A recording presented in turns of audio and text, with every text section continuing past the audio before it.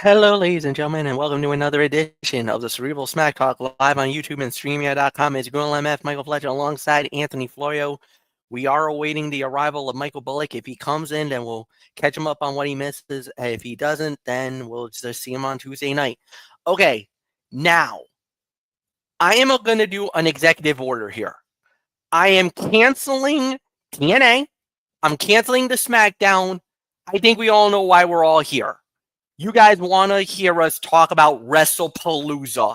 So we're not gonna make you wait. We're not gonna goof off. We're not gonna give all a whole bunch of hyperbole or BS. No, we're giving it to you raw, straight to the facts. Give you the rundown. Tell you what went down on this show tonight, and we're gonna do it that way. So unfortunately, anybody who is hoping to hear a TNA review or a SmackDown review, unfortunately, guys, tonight is not the night, and it will not be coming this evening. We're going to be focusing on Wrestlepalooza from the Gamebridge Fieldhouse in Indianapolis, Indiana. So we started out with an epic promo, an epic way to bring in the ESPN crowd, to bring in a new era of professional wrestling on ESPN. It brought Triple H cutting a promo with beautiful intricacies of pyrotechnics throughout the little lead up into that video, and then Triple H with a spotlight in the ring, hyping up the crowd, getting everything all ready. Big pyro blast to welcome the fans to Wrestlepalooza. Michael Cole with Wade Barrett. Yes, he's actually back from his vacation. A lot of people are like, oh, why is it going on? Is it because of the Nick? No. It was a well-deserved vacation. He took some time off. He's back. The world, everything's right with the world. Relax, folks. It was just a vacay. But anyway, he comes back, and then we also got a big surprise. Off of his game day performance that he was down in the U in Coral Gable, Florida, he was able to get a red eye back to Indianapolis, to his home. Pat McAfee in the house, and he basically is standing on commentary, and we jumped it off with the first fight of the night that was confirmed during the Pat McAfee show yesterday, and we got to see it. It was Brock Lesnar versus John Cena, one-on-one. Winner of the bout in 8 minutes and 50 seconds, Brock Lesnar. He takes out John Cena in it. Look, I was stunned with this outcome. I think we all were stunned. We all had Cena winning this match. We thought that Cena was going to get it, and it was almost a carbon copy of SummerSlam from years ago. It harkened back to those memories of Cena absolutely beaten. Cena started out red hot, looking great, hit 3 AAs, the 5 moves of doom, everything was looking great. And then the alpha male of our species flipped a switch, and Cena was screwed at that point. 3 F5s, and Cena was gone, down, put away, and Cena loses.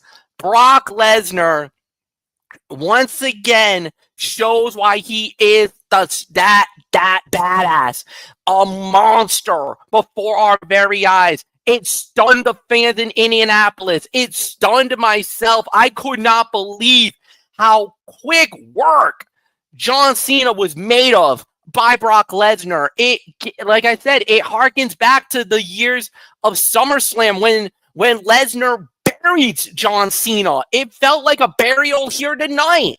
And you would think, of all times, especially during this retirement tour for John Cena, and Brock Lesnar didn't even give a damn about that. Didn't even care that this was Cena's last time in Indianapolis. He broke the brakes off the GOAT. He broke the brakes over the Never Seen 17. Performing for the final time gracing us with his presence one last time in Indianapolis. Brock Lesnar did not give a damn about it. Didn't care about Cena. Doesn't care about the Cena Nation. Didn't give a flip about the whole thing. He showed up, showed out, beat him down, left them broken and destroyed, leaving kids tears, crying at ringside, seeing their hero, just like in the 90s when Hogan got destroyed by the Canadian earthquake, how kids were crying around the world, seeing Hogan get destroyed. Tonight, John Cena was fed to the animal. And that's all I'm going to say about it. This was at least a 2.25, 2.5 star match. Yes, because of the length of time, because of the way that it was laid out. But this was amazing storytelling, because what it shows is that, yes, Cena is Superman. He is the greatest. He is the GOAT. The 17-time champion. But there's one man that's been his kryptonite in his entire career. And tonight, that kryptonite weakened and destroyed the hero. Not everything is fairy tales and rainbows and unicorns and everything else. Tonight, a beast showed up, showed out, and showed the world that he still is the alpha male of our species. Brock Lesnar destroys John Cena. Anthony Florio, it is all yours, my friend. I don't even know how I'm going to follow that, but I'll do. Well, in the immortal words of Ben Stein, I shall do my best, and I will. So, I'll tell you, MF. This was a carbon copy, albeit shorter, of SummerSlam 2014. There was no real reason to run that match back beyond reestablishing Brock Lesnar as a badass, something all of us are already familiar with. Cena was undeniably one of the selling points of this show, and unless the story moving forward is a gradual decline leading to his last match, which would be absurd, there was no need for a replay of a match fans were all too familiar with and no longer carried the same effect it did over a decade ago. And the cameras caught the Indiana Pacers star Tyrese Halliburton sitting at ringside. His jaw dropped. It was an apropos expression given the fact that so much of WWE has been centered around John Cena's retirement tour, only for the company to run back the SummerSlam 2014 main event. It's a 2.5 star match. I would probably say by default, this was the worst fight of the night because all the other matches were better. And there isn't anything else left for me to say except Kryptonite strikes again. And I don't know why, but I think there's a good chance the feud could continue. I don't see any reason why this can't be yeah. What's that? Oh, yeah. I think so, too. I agree. I actually think that... No. As a matter of fact, there's myself and a couple of other people, we're talking about maybe this goes all the way up to War Games. This might actually end at War Games, and then maybe that's where Cena gets his little revenge back on Brock. Very possible. But, because of the fact with a lot of things that went happen, and obviously one other note that needs to be noted, Paul Heyman actually gave Brock Lesnar his legendary entrance. You know who Paul Heyman is associated with. That's why I think how I feel. That's why I think what I'm thinking right now. And Brock Lesnar could be a part of that Vision team at War Games. Exactly. Absolutely. There's no doubt. If they add him to the Vision, Seth Rollins is not losing that title anytime soon. No. He's going to hold that thing. He's going to hold that thing as long as he wants it. So there is no doubt about that. And in closing, before we move on to our next match, 2.5 stars. By default, the worst fight of the night because the other matches were better. And in the immortal words of Booker T, Brock Lesnar, he's that man, that monster. It's not monster. Yes, he is. Monster. That's how you say it. Monster. No bread. Yep. No water. Just meat. Just meat. Yeah. Absolutely. Yes, indeed. He's a cannibal. He is. He is. He is. There's no. Yep. Nothing more to say. All right. All right. Next fight that we had was Division. Braun Breaker and Bronson Reed going up against the Usos with special guest referee LA Knight. Yeah. And the winner of the bout in 17 minutes and 12 seconds, Division. Bronson Reed and Braun Breaker winning the match. And Anthony, it is yours. Well, the match was strong with a proper amount of chaotic tag action down the stretch. The weaponry felt unnecessary, but the rest of the action was good enough to overcome the forced nature of it. And how about this? The Usos entering the arena to their old theme song, featuring both on vocals, drawing a predictably big ovation from the fans. Reed and Breaker entered in matching leather jackets. Tag teams totally reek of awesomeness. And there was an interesting spot during a scary moment during this match. Jey Uso hitting Bronson Reed with a steel chair, which bounced back up and busted him open in a scary moment. Yeah. So, very scary indeed. But like I said, a strong match here. I'll give this about 3.5 stars, teetering on 3 3/4 for it. Outcome, I'm not surprised with the outcome. We all knew that the Bronze were going to win it, and well, we'll see what happens. We'll see what's next for them when we get to Monday night. So 3.5 star, solid 3.5 star match for me. So not much more to say. MF Division, Braun Breaker and Bronson Reed getting that signature tag team victory. Yeah, absolutely. A signature tag team victory for them. 3 to 3.25 stars.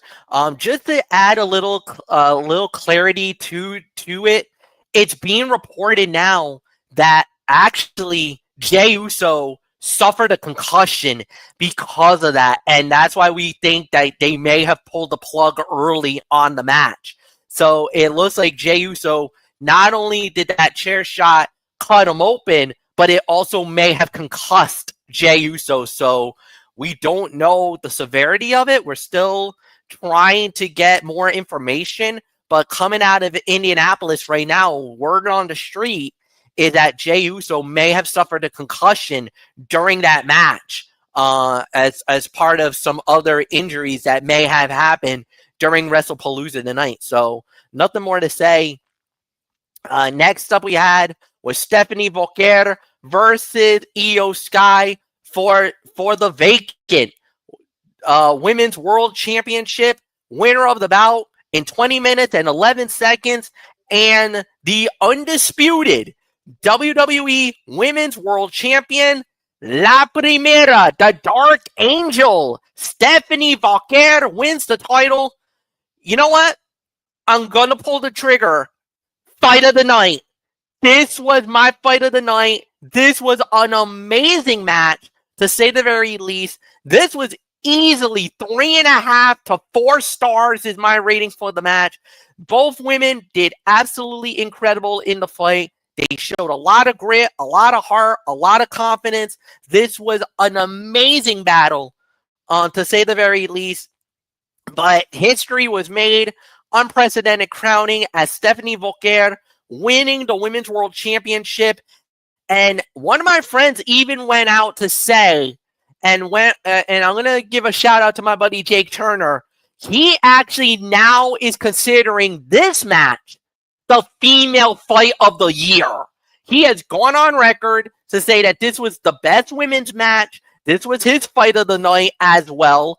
So he's going with the fight of the night. I'm calling fight of the night on this one.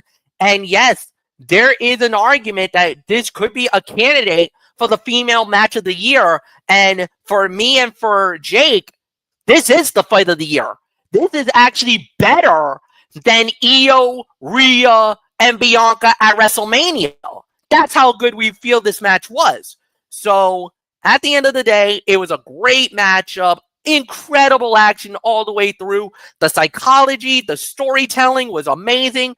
And at the end, La Primera, he realizes it's her dream. Her father was at ringside. There was a beautiful moment where her dad, as she presented him with that women's world title, he got to show it off for the whole world.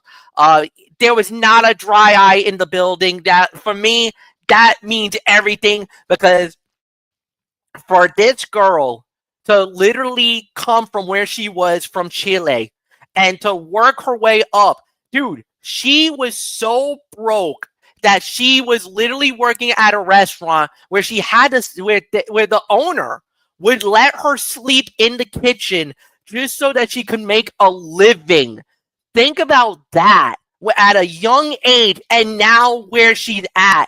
She is at the pinnacle of her career as the WWE Women's World Champion. Tonight, those side plates that had Naomi's name on it, and yes, Naomi's side plates were still on that belt, they will be removed, and Stephanie Volker's nameplate will be on those belts very soon, probably within the next hour or so. History being made, unprecedented crowning in a 4 to 4.5 star match. My fight of the night, Anthony. It is yours. And MF, I can hear it in your voice. I know how happy and excited you are for La Primera. There is no doubt. So oh man, fight of the night. There's no doubt about it. It is not a stretch to suggest that women's wrestling has carried WWE in 2025. And that was the case. 3 matches into Wrestlepalooza here tonight.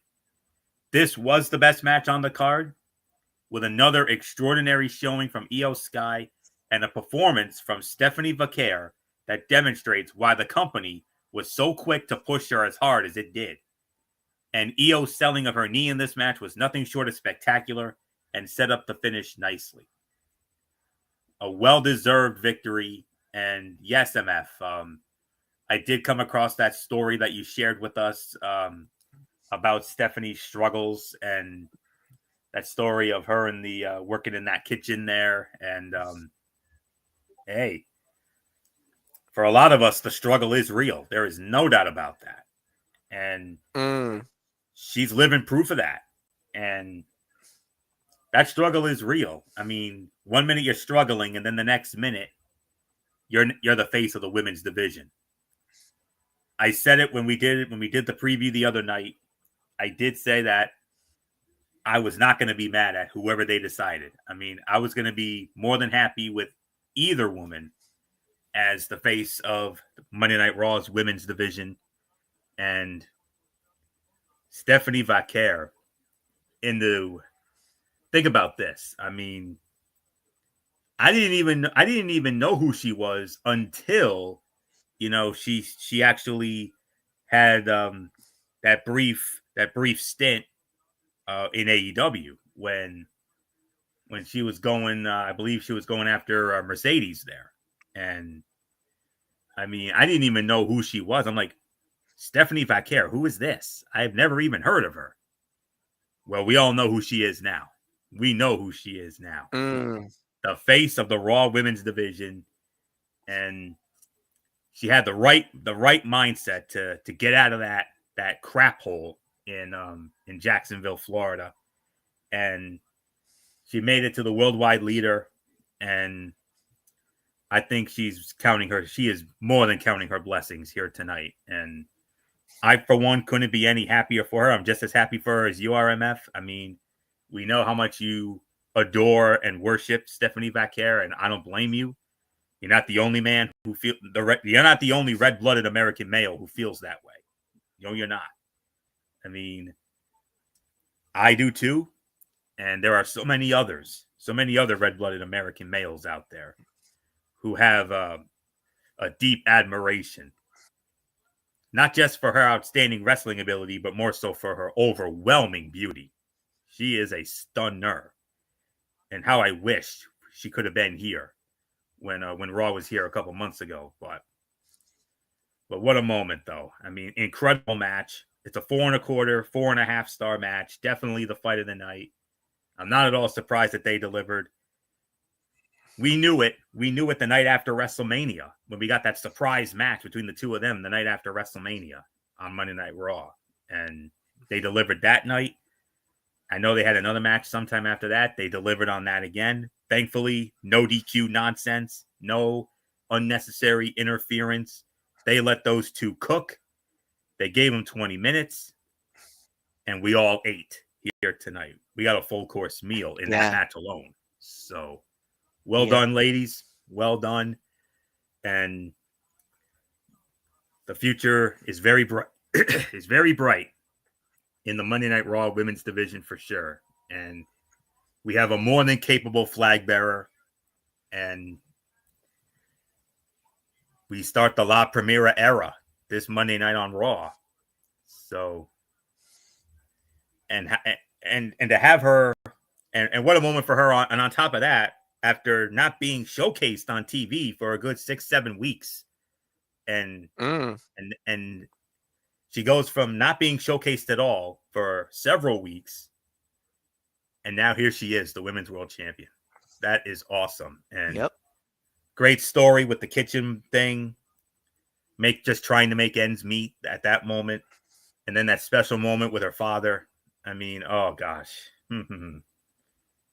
We all live for a moment like that where we could celebrate with our fathers, our parents, or loved ones, and let them celebrate with the championship belt. I mean, moments like that, they get you. They get you right here. They really do. So yeah, they do. They really do. Congratulations, Stephanie Vaquer. Well deserved.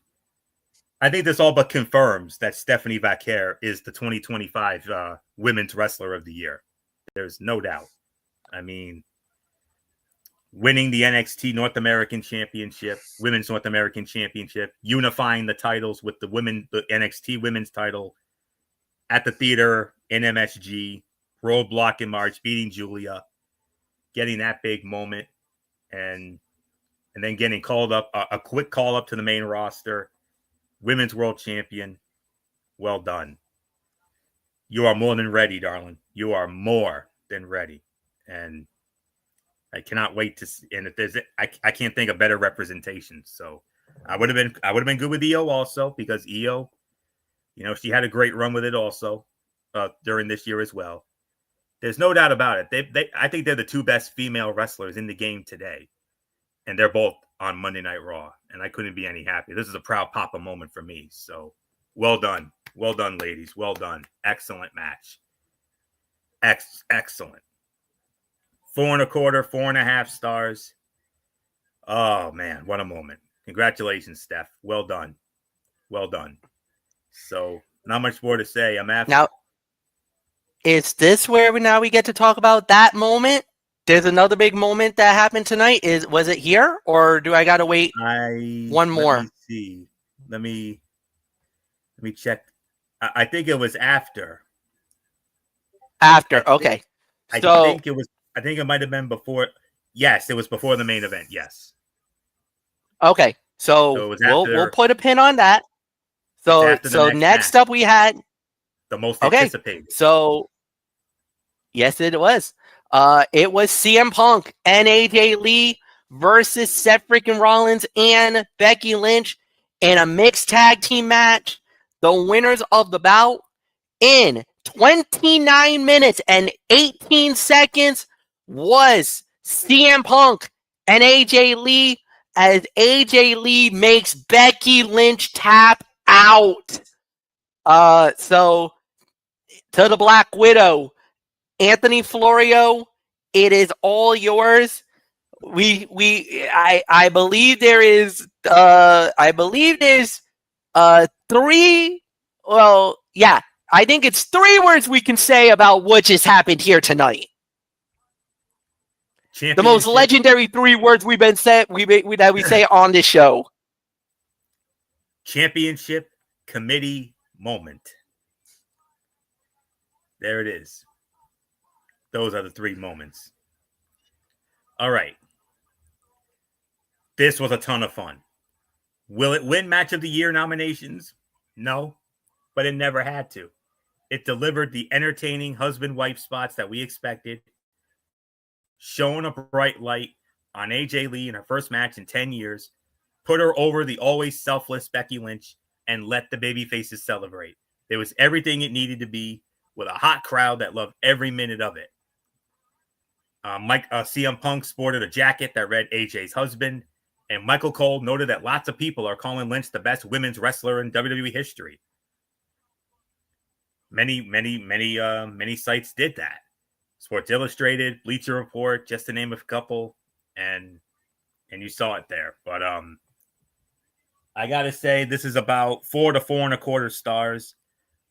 Very good match, outcome expected, and it went exactly as I figured it would.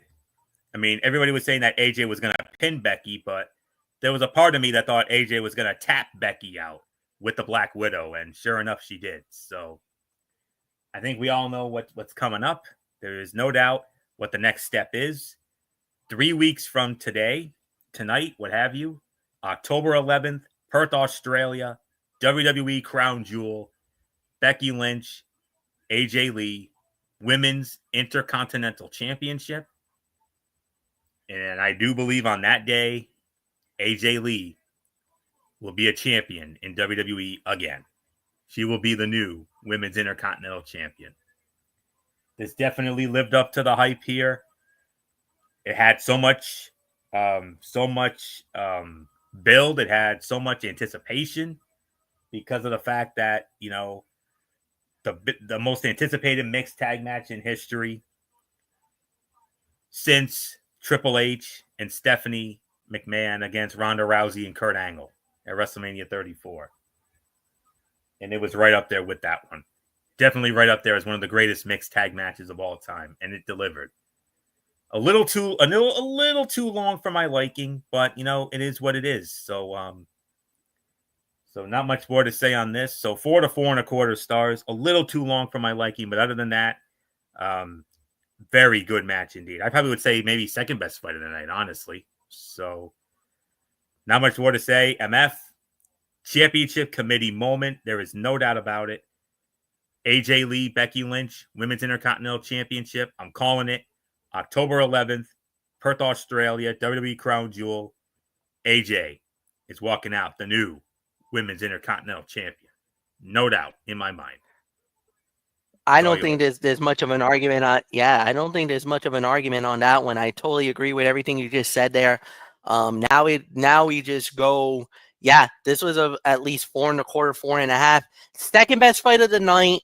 By default, and everything else was amazing. The whole 9 yards, and you know, it was a great way to do it. So yeah, nothing more to say. Then next up on the show, we had a major surprise. The Undertaker showed up in Indianapolis. Somewhere Michael Bullock was having a conniption. Somewhere Michael Bullock probably was having a heart attack because Taker was not announced for the show, folks. Taker was not we didn't even know Taker was going to be in Indianapolis. There was no chance. We were thinking. And then he comes out on his bike and sits and hangs out with Stephanie McMahon. And they start talking the whole 9 yards. And then a bomb we didn't see coming. Stephanie McMahon is the first inductee into the WWE Hall of Fame class of 2026. WrestleMania weekend, back in Vegas, Stephanie goes immortal. Unbelievable turn of events. Unbelievable announcement. All right. I know there's going to be some people that's going to criticize the move. There's going to be some people that are going to be like, really? Stephanie McMahon? Of all people? Stephanie McMahon is one of the bedrocks of the WWE era. Now, You can say whatever you want to say about her legacy, her longevity. You can say whatever you want to say about what she means to the company. But for her, this was the ultimate appreciation moment for the WWE fans. Because Stephanie, really at a time where everything was going crazy, stepped away from WWE because she wanted it to be there for her kids. She's a mother of 3. And she was really worried about, and there was a lot of scrutiny. You can talk about the lawsuits that's been going on, with Vince McMahon. And Stephanie has been one of those people that was in that file. In the, who knows if she was implicated, if she was going to go. That's a story for another day. But for all of the success that she has done for the business, including getting in the ring and wrestling, to even being a general manager on SmackDown, and you could say maybe one of the better GMs in the company at the time. Stephanie has left an imprint and an impact on the wrestling lives, not only for myself, not only for Anthony Florio, not only for Michael Bullock, not only for Dee Dee Woodson, for our Twisted Angel, and First Lady of the show, but she left an indelible mark on each and every one of the fans in the history of the company. And I don't think there's one person that will argue that Stephanie is not Hall of Fame worthy. I think, and that's the one thing that we've been hearing all this entire night. You can say whatever you want about her, but universal praise has been coming out since this announcement was made. I would probably say about more than an hour ago. Well, no, more like an hour and a half ago was when we found out she was going into the Hall of Fame. So 90 minutes ago, she finds out she's going to the Hall of Fame. And since then, the universal praise of congratulations, of the love and the support that she's gotten from this company is unmatched and is unbelievable. Truly deserves the moment. As of now, she is the headliner, unless they find somebody bigger. But she is right now in position to be the headliner for this year's Hall of Fame class in Vegas. Anthony Florio, I mean, we know how much you appreciate and love Stephanie McMahon. You probably are the biggest Stephanie fan, more than myself, more than Michael Bullock. What did that moment mean for you? First off, seeing Taker is one big thing, but then that bombshell, Stephanie McMahon going to be inducted into the WWE Hall of Fame class of 2026. First of all, I don't think we need to I don't even think we even need to speculate, deliberate, or anything. We all know who's inducting her. Triple H. Yeah, Triple H. I think if you want to make an argument for maybe a second, maybe Trish Stratus. But yeah, in all attempted purposes, it should be, and rightfully so, it should be Triple H. Yeah. You can make an argument for Trish. I mean, Stephanie inducted Trish in 2013 in the Garden, so we all remember that. And I mean, there's a lot of people that could do it, but in all honesty, I mean, it's got to. Who else but Triple H? Who else? I don't see anybody else. So I don't see anybody else either. Like I said, I'm just playing devil's advocate, just saying, in the likelihood that it's not Triple H, that my second choice would have been Trish. But yeah, no, without a doubt, it has to be Hunter, and I wouldn't be I would be shocked if it's not Hunter. Well, we know it will be. There's no doubt. But Triple H, very lucky man, because I mean he's married to her, and I'll tell you what.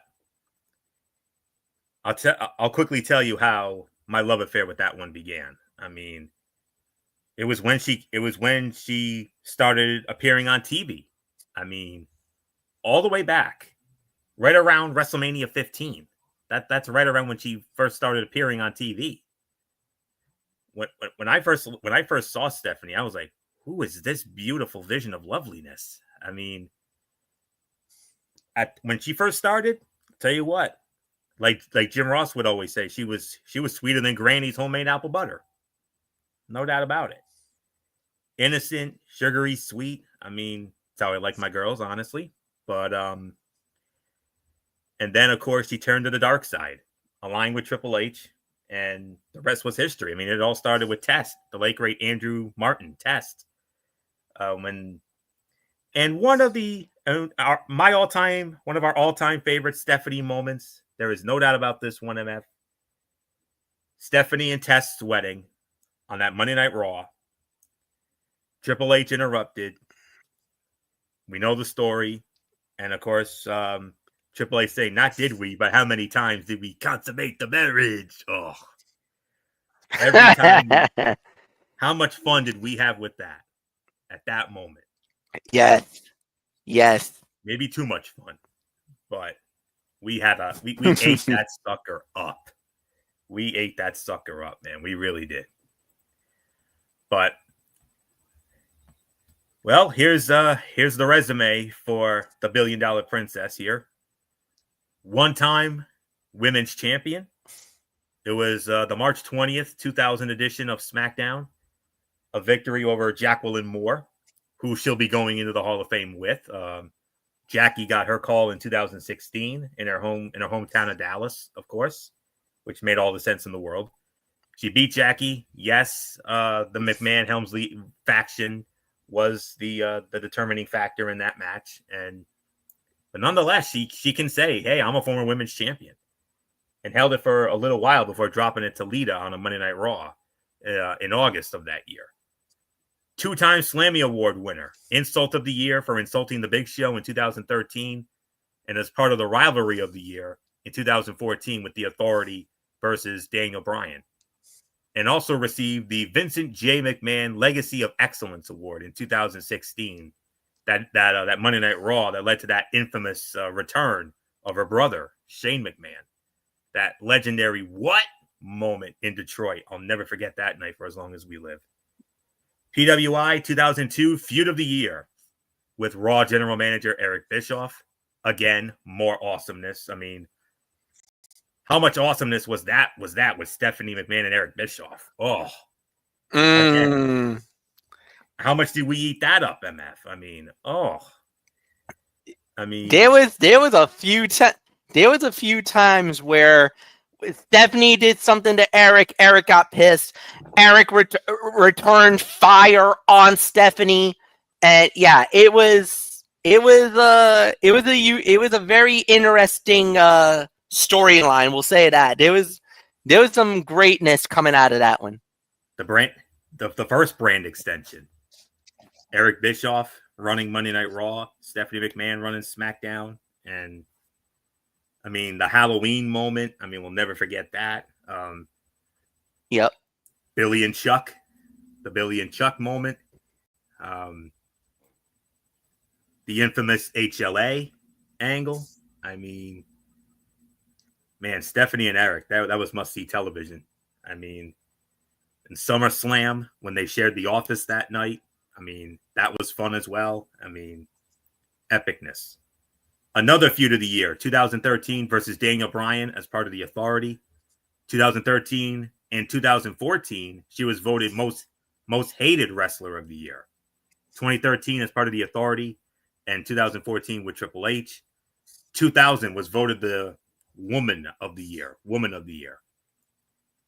The Wrestling Observer newsletter, most disgusting promotional tactic in 2001, comparing her father's 1994 steroid indictment with the 9/11 attacks in a promo. Oof, ouch.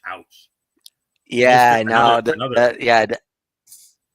Another most disgusting promotional tactic. 2003, McMahon family all over WWE products. She was voted worst non-wrestling personality 3 years in a row. 2001, 2, and 3. Worst on interviews, 2001, 2, and 3. And the worst feud of the year, 2013, with the Authority against the Big Show. In addition to that, she was also voted most powerful woman in cable by Cable Magazine 4 times, 2009, 11, 12, and 13. 2010, Fairfield County Business Journal 40 Under 40 Award. 2013, Multi-Channel News Woman to Watch. 2013, Honorary Chairperson of the Special Olympics of Connecticut. 2014, Broadcasting and Cable and Multi-Channel News Women in the Game. The Dwight Eisenhower United States Fellow. 2014, 2016, Digital Entertainment Executives to Watch. Multi-Channel News TV Wonder Woman in 16. 2017, Henry Crown Fellow.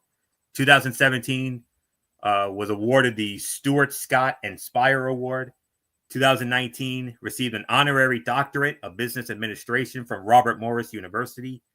And 2021, inducted into the International Sports Hall of Fame. Of course, she got her, she also graduated from Boston University grad in the business field. And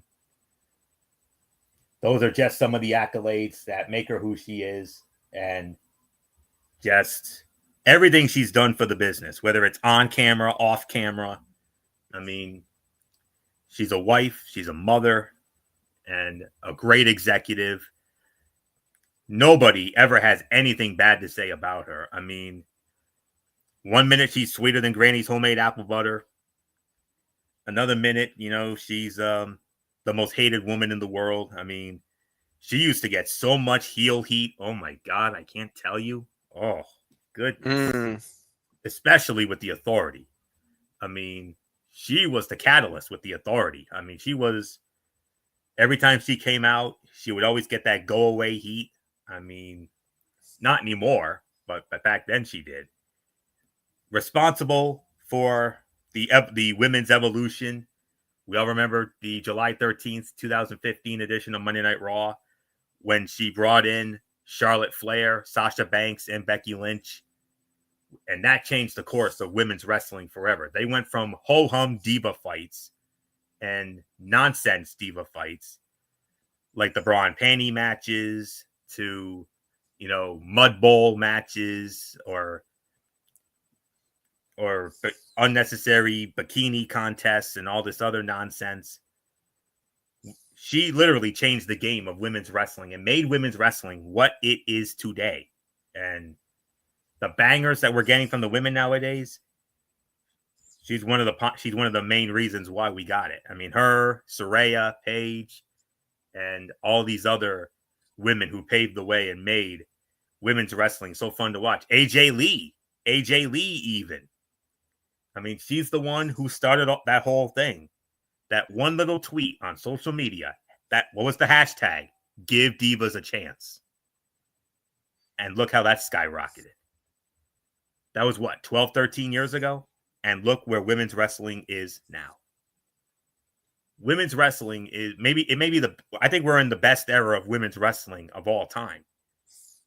I mean, we had some good ones here and there, but this era of women's wrestling is the best. And Stephanie McMahon is one of the founding reasons why the women's evolution is where it is today. She literally started that on that Monday Night Raw when she brought in Becky, Charlotte, and Sasha. So, and everything she has done for the charities, especially the Connor's Cure for Connor the Crusher Mahalik, the first recipient of that Warrior Award in 2015 for the Hall of Fame. I mean, everything she has done for not just that charity, but all the other charity work that she's done and everything she's done for WWE on and off camera. I mean, she's so damn likable. Everybody loves her. I love her. We all love her. And a very well-deserved honor. She more than certainly deserves it. And you noticed you noticed she was ready to burst into tears, man. She was ready to burst into tears. You Yeah. saw that look on her face. You saw the look. I don't think she thought that was coming. I don't think she had any idea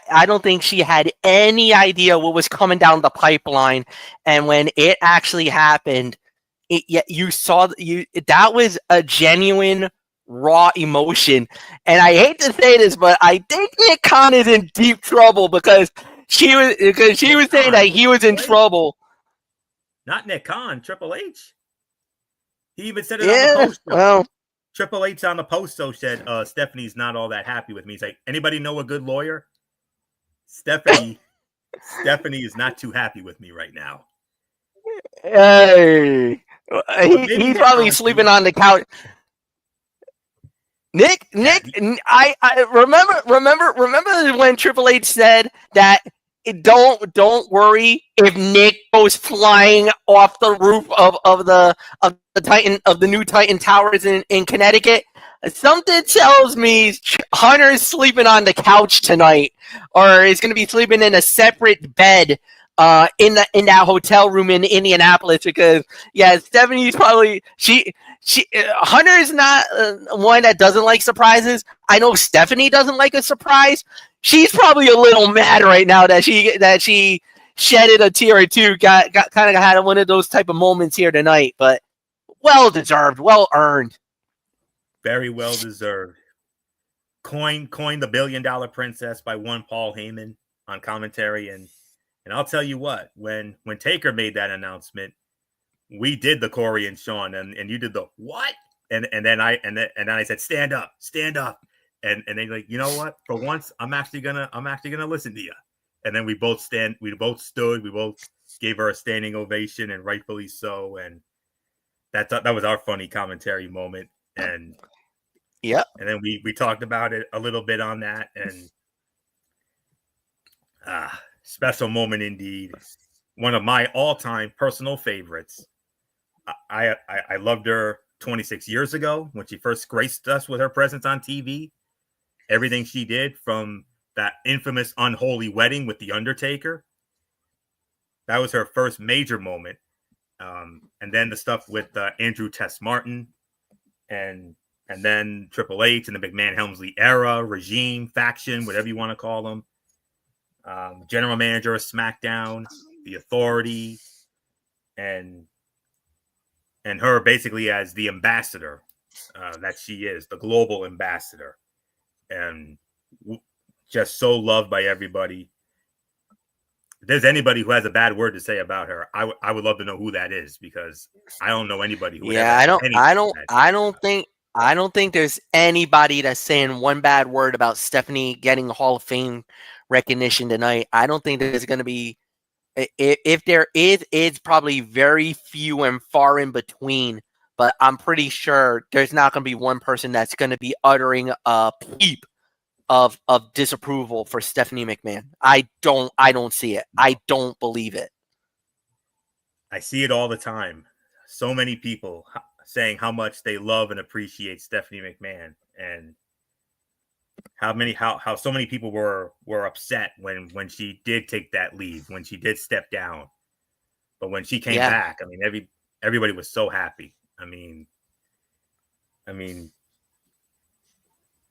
she may not. I mean, we know she was always that, that villainous heel, that biatchy heel for so many years, bullying people, berating people, slapping people around, but outside of that character, she literally is sweeter than Granny's homemade apple butter. There's no doubt. And this is it's special for all of us. It's special, especially for me, because I am the biggest Stephanie mark out of all of us, and I used to drive these guys nuts every time she came out. I would always do the MF, and I remember. Oh yeah.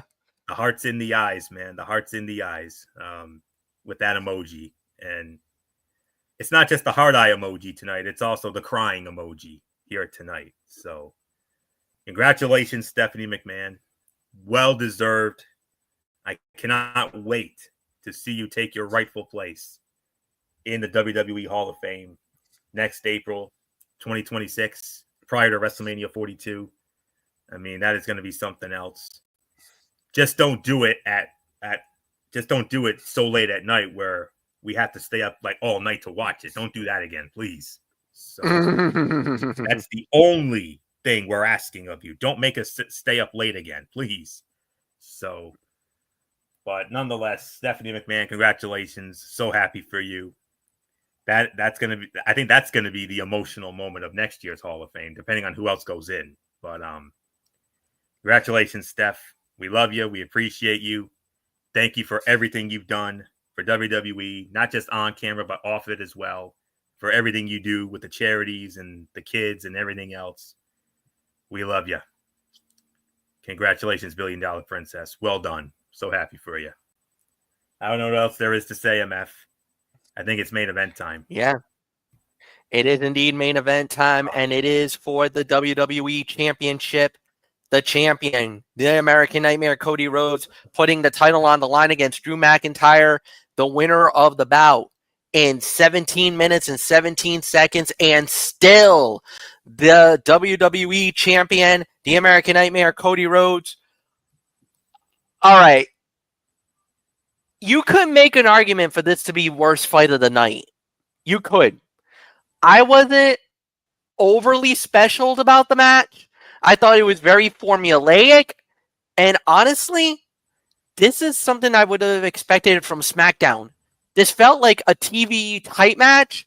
It didn't feel like a main event type of a pay-per-view level type match. I'm sorry. I know I'm being a little harsh. It was a 3-star bout. But to call it, I could actually go as far to say that this is maybe the second or maybe even the third best fight of the night. That's how low key I feel this match was. I actually am gonna call it the third best fight of the night. I thought Stephanie Volker and Io Sky was the fight of the night. I thought the Seth Rollins, Becky Lynch, CM Punk, and AJ Lee was the second best fight of the night. This one I can only give third best fight of the night. And that says something. Like I said, I thought the match was fine, but I thought it was just too formulaic. I thought it was too bleh, unfortunately. And it did put a little bit of a damper at the end of the night, but it was still a great match. It was still a great fight. It was fine. The outcome was never in doubt, but it just didn't. If this was the way to go home and say goodnight to the folks, fine, it was satisfying, but it was just there, I really got nothing more to say. Anthony Florio, it's all yours. Well, I was not expecting that. Respectfully disagree with you on this one, MF. This was another 3.5 to 3 3/4 star match. Drew McIntyre and Cody Rhodes have great chemistry, and this was a strong main event match. It was no frills until late, which brought the rating down a bit, but it was the latest strong main event from the American Nightmare. The question is now, how does Drew McIntyre recover from this? It is likely not the end of the program, but he's a guy who continues to get looks, but is never booked to actually win the main event, which ultimately hurts his credibility in that spot. Wade Barrett questioning referee Ryan Tran's positioning on the roll-up and his role in Drew McIntyre crashing into the announce table holds no water because ultimately the challenger was the architect of both of those quote-unquote injustices. He will cry and moan and likely get another title shot, but eventually he has to win one to be taken seriously in those matches. Think of it as a classic case of always the bridesmaid, never the bride, but in this case, always the groomsman, never the groom. So 3.5 stars. That's the best I can go for this. So with that being said, I'll do my overall thoughts here. I'll tell you what, the ending definitely felt TV-like. I mean, I was honestly expecting. I mean, I was like, why are they putting this as the main event? I thought there's two reasons. Either Randy Orton this was gonna be the night where Randy was gonna finally turn on Cody, or God forbid they were gonna put the title on Drew. But I'm like, they can't be putting the title on Drew. Cody just won it back at SummerSlam. He hasn't even defended it yet until tonight. There was no way they were gonna make him a transitional champion, and thankfully that was not the case. Anyways, WWE jam-packed the Wrestlepalooza card with stars, made a huge deal about the ESPN debuted, and delivered one of the slickest presentations in quite some time. The second half of the card was excellent, beginning with the show stealer from Stephanie Vaquer and Io Sky, a hellishly fun mixed tag team match, and a mostly wrestling-centric match from Cody Rhodes and Drew McIntyre. With that said, the marquee match on this card was Brock Lesnar and John Cena, and it would be a mistake to suggest it did not leave a bad taste in the mouths of WWE fans. Brock Lesnar making kids cry and turning John Cena's celebration into a living hell is exactly what makes a great heel. And had we not already seen that same story play out 11 years ago, it would have been a hit. That was not what this match needed to be in 2025. Brock Lesnar could have still won, but in something with more drama and back and forth than the homage to their infamous squash match at SummerSlam 2014. It took a lot to recover from that start. And while the show most certainly did, it is still a damper on what was otherwise an enjoyable few hours. I'll give this about 7.5, teetering on 8 out of 10. It's definitely not the show of the year. No, it's not.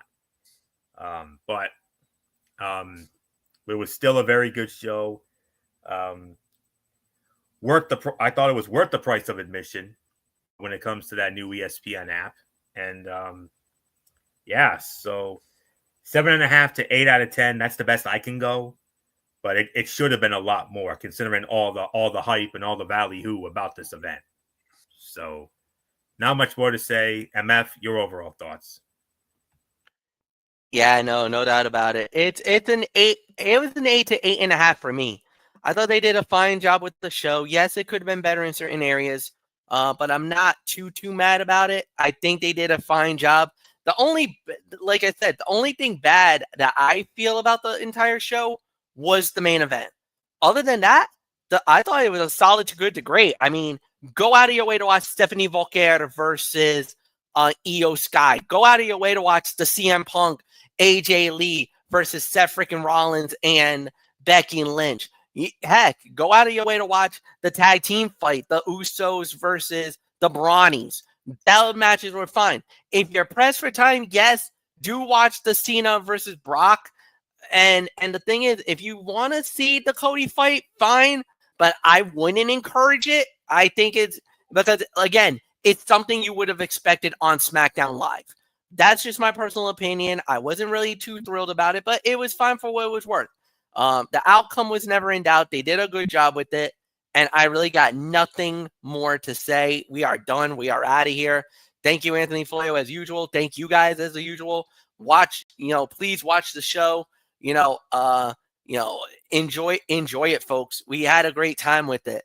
So like the video, leave a comment, share with all your friends on all the social media platforms. We'll be back on Tuesday night with Ridiculously Raw, hosted by Anthony Florio. Monday Night Raw and NXT. NXT. And then we got a whole bunch of other programs coming up, guys. It's going to be a crazy week. Nothing more to say. For Anthony Florio, I'm Michael Fletcher. So long, everybody, and we'll see you all on Tuesday.